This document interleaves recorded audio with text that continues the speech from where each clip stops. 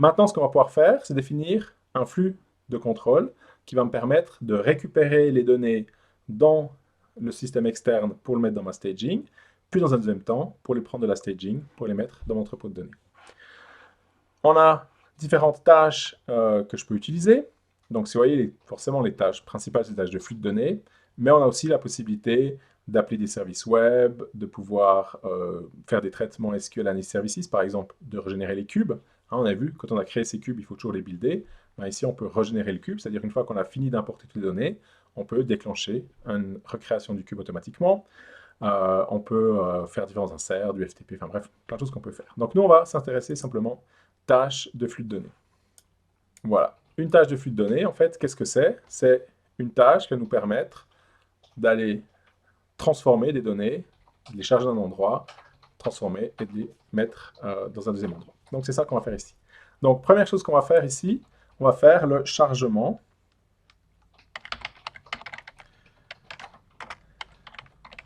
Staging pour les commandes.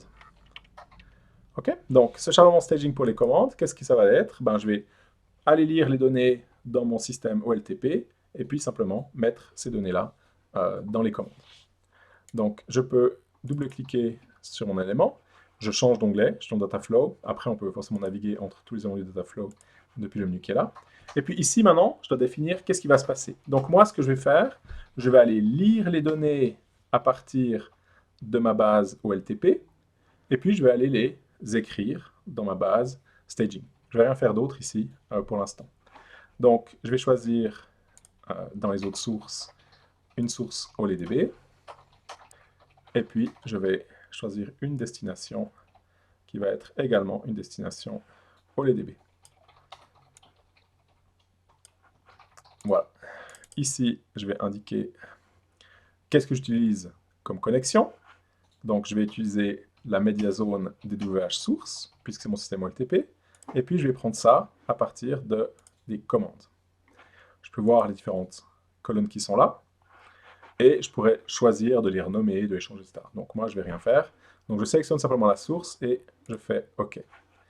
Je vais pouvoir renommer ici ma connexion et je vais faire OLTP commande. C'est toujours bien d'indiquer en fait quelle est la donnée, parce qu'en fait, une fois que vous la voyez, vous savez plus forcément ce qu'il y a dedans. Et puis, je ne vais rien faire. Je vais simplement la charger telle qu'elle dans ma destination. Dans ma destination, de nouveau, je vais choisir une connexion.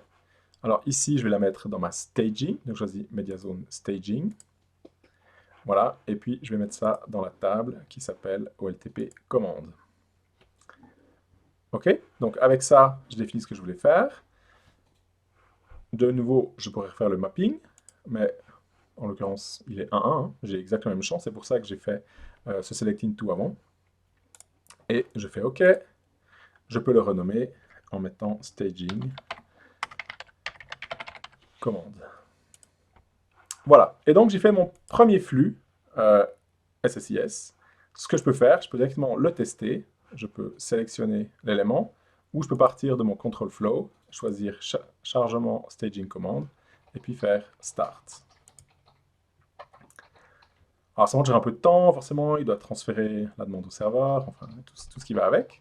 Mais on va regarder qu'on peut suivre ça assez facilement. Donc, ici, il nous indique que la tâche a été réalisée correctement. On peut aller voir dans Data Flow, la même chose, on voit les différentes étapes. Alors pour l'instant, il n'y a qu'une étape entre deux. Et il a transféré 26 293 lignes de la table de commande à la table staging. Quand on a l'écran qui est assuré comme ça veut dire que le debugger est encore en marche. Et donc maintenant, si on clique sur Progress, ici à droite, on peut voir tout ce qui est en train de se faire. On n'a pas d'erreurs qui sont déroulées là. Une fois qu'on a fini, vous pouvez ou bien cliquer ici en bas, comme il vous le demande, ou bien vous pouvez aller faire le stop du debugger ici en haut. Voilà. Et donc les résultats, une fois que l'import est terminé, apparaissent toujours ici.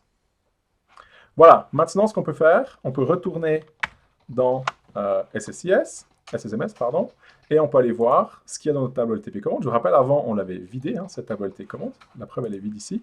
Je peux relancer la query, et j'ai bien une table qui a été remplie.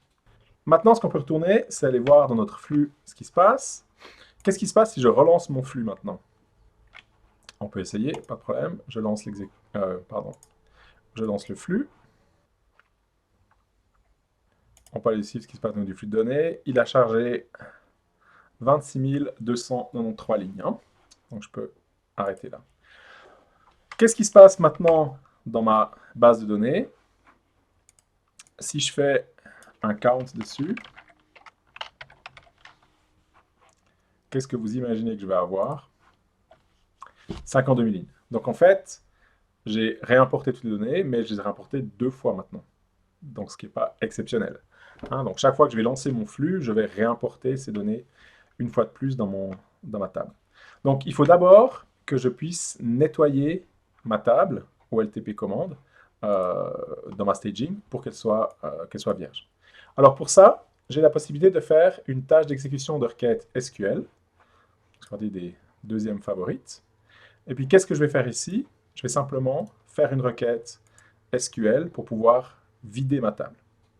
Donc, c'est un peu moins user-friendly pour cliquer ici, mais c'est pas grave, on reconnaît les bonnes informations. Donc, on fait du OLEDB, c'est bon. On choisit la connexion. Donc, la connexion que je veux vider, c'est ma staging. Donc, je choisis ma staging area. Et puis, je peux définir le statement que je veux faire.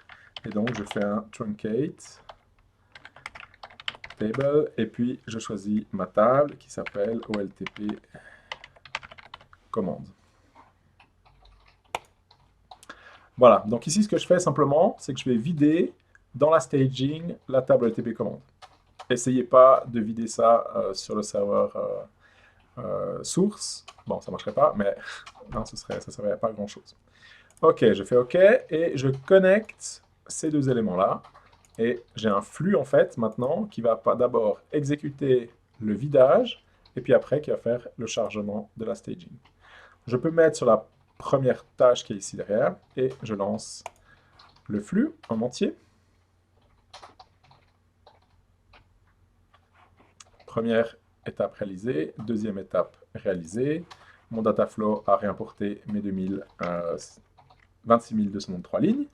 Et si je retourne ici dans ma fenêtre, j'ai 26 293 lignes. Donc c'est parfait maintenant. Mon flux, mon control flow, il commence d'abord par vider ma staging. Donc c'est ce qu'on fait habituellement sur toutes les tables pour lesquelles on va faire des chargements de transformation. Forcément, on ne veut pas avoir cet historique-là dans la staging. L'historique qu'on a, si on doit en avoir un, forcément, est l'entrepôt de données. Qu'est-ce qu'il faut que je fasse maintenant? Ben, je pourrais faire la même chose avec les taux de change, ma table Exchange, mais ça, bien évidemment, on vous laissera le faire. De même que je fais la même chose avec ma table des ventes.